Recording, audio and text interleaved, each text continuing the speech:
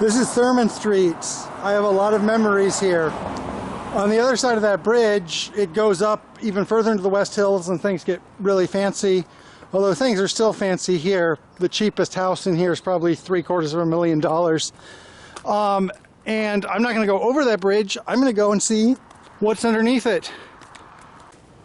So I am heading down this staircase.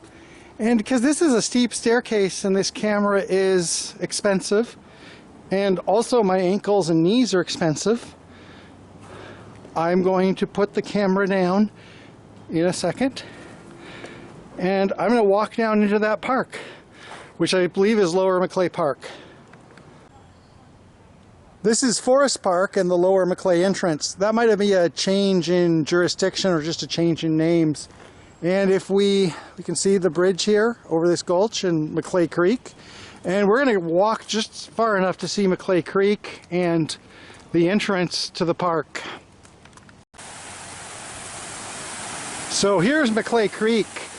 Before downtown Portland was drained and put into a grid, there was a lot of streams and creeks coming out of the West Hills, and now they're channelized downtown underground.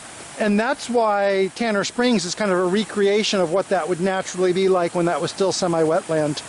And here, somewhere along here, like I said, you can see this is where the creek goes underground.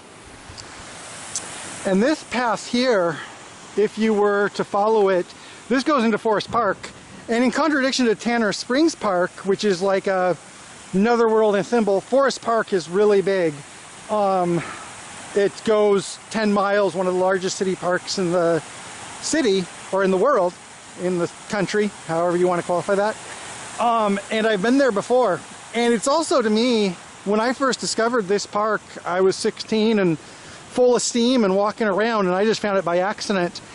And looking at this entrance, I can remember the world before Google Maps and before the internet, when you just found stuff on coincidence and it all seemed magical.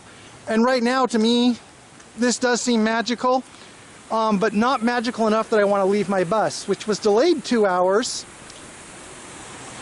But I don't know if that's going to be the case, and I'd rather wait next to it, even though it's a lot more boring than this. But this just reminded me of why I liked Portland.